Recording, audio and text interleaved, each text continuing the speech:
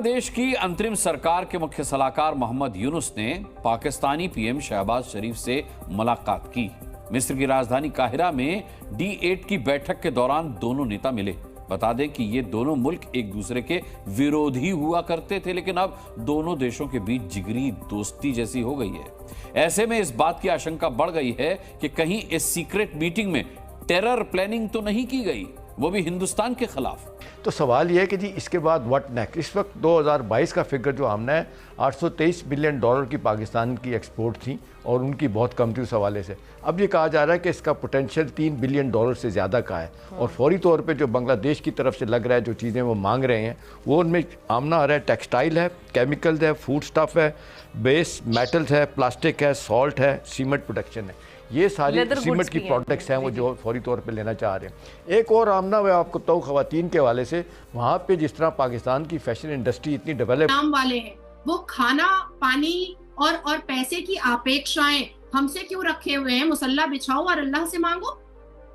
अल्लाह बहुत बड़ा है देने वाला। क्यों अब अल्लाह नाराज हो गया है क्या? पाकिस्तान के साथ साथ बांग्लादेश के साथ भी हमसे क्यों मांग रहे हो? हमसे क्यों मांग रहे हो?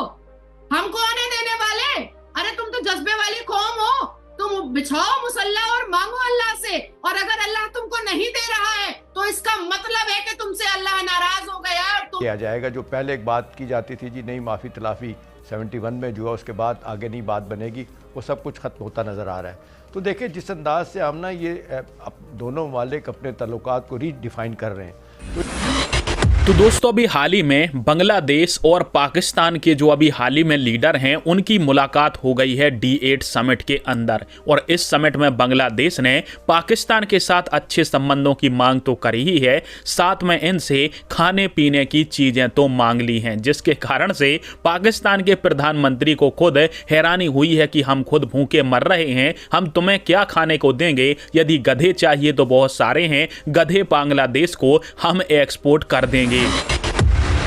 यूनुस ने शहबाज शरीफ से 1971 के मुद्दे को हल करने का आग्रह किया। वहीं शहबाज ने द्विपक्षीय संबंधों को मजबूत करने की इच्छा जाहिर की।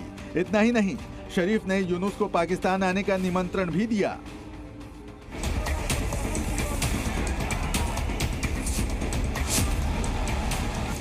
भले ही दुनिया की नजर में ये मुलाकात बांग्लादेश पाकिस्तान के बीच संबंधों को बेहतर बनाने के लिए की गई हो, लेकिन इसके पीछे की हकीकत है पाकिस्तान और बांग्लादेश का कट्टरपंथी एजेंडा, हिंदुस्तान के खिलाफ डर्टी साजिश।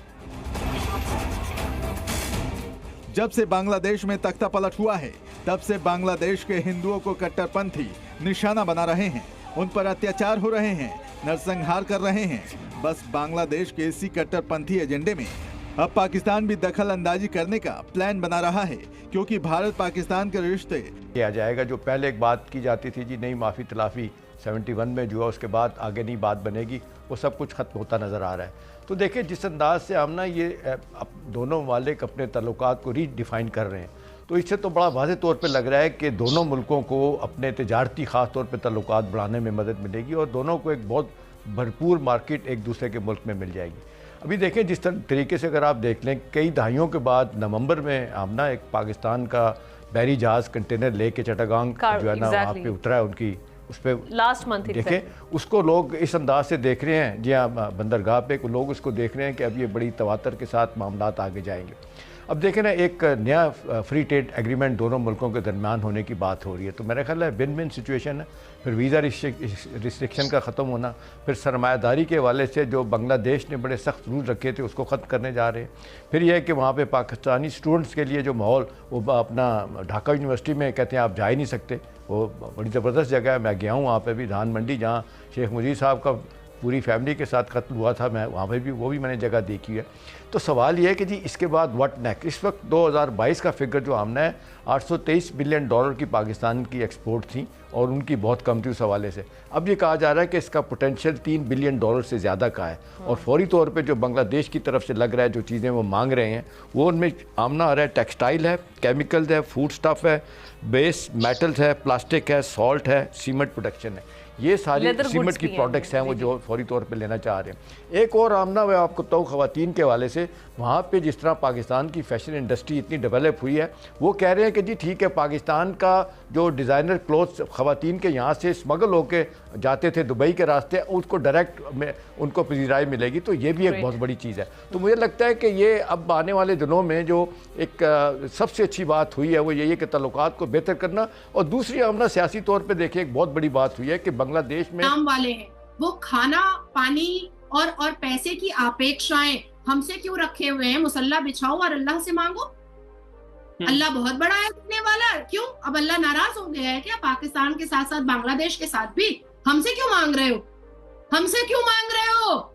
हम कौन है देने वाले? अरे तुम तो जज्बे वाली कौम हो, तुम बिछाओ मुसल्ला और मांगो अल्लाह से। और अगर अल्लाह तुमको नहीं दे रहा है तो इसका मतलब है कि तुमसे अल्लाह नाराज हो गया और तुमने इस्लाम के जस्टिफिकेशन पर तुमने गुनाह किया है। और आज अगर बांग्लादेश में अगर लोग रोटी रोटी के लिए तरस रहे हैं तो हमसे ना मांगो और भारत से अपेक्षाएं ना रखो, भारत के प्रधानमंत्री को ना गरियाओ, भारत के प्रधानमंत्री पर ये ईटा ना फेंको कि हम अपनी तरीके से चलेंगे तो तुम हमें खाना नहीं दोगे। अरे तुम अल्लाह से मांगो ना। और अगर तुम्हें अल्लाह नहीं दे रहा है तो इसका मतलब है कि तुम गलत हो, तुम पापी हो, तुम गुनाहगार हो, इसलिए तुमको अल्लाह नहीं दे रहा है। लेकिन नादिया जी, ये तो बांग्लादेश और पाकिस्तान की आपने बात की ना कि इनकी स्ट्रेटेजी, इनकी पॉलिसीज ऐसे हैं। खासतौर पे अगर पाकिस्तान की तो बहुत टाइम से ट्रेड बंद है, या मतलब कभी चलती है थोड़ी, कभी बंद होती है। पाकिस्तान इंडिया का तो चलता रहता है। लेकिन अगर बांग्लादेश की बात करें तो Indian prime minister Narendra Modi की ये स्टेटमेंट नहीं बल्कि उनका ये कहना है कि मेरा ये यकीन है कि वन वर्ल्ड, वन अर्थ और वन फैमिली।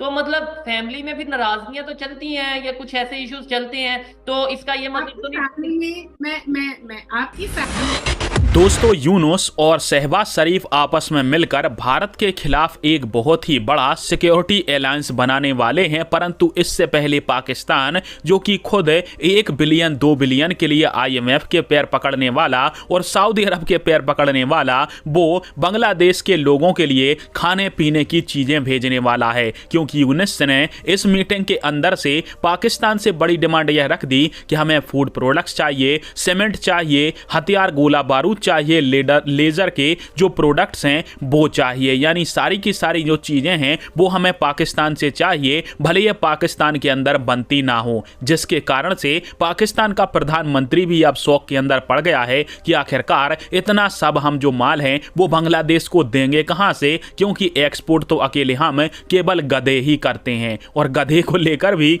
बातचीत हुई होगी जरूर कि यदि बांग्लादेश को 2 4 10 गधे चाहिए तो पाकिस्तान जरूर एक्सपोर्ट कर देगा। हालांकि अब ये माल कहां से पाकिस्तान वाले बांग्लादेश को देंगे यह सोचने वाली बात होगी, क्योंकि पाकिस्तान में खुद इस समय महंगाई चरम सीमा के ऊपर हो रही है। पर एक बात तो है कि इनकी मीटिंग से भारत के लिए थोड़ी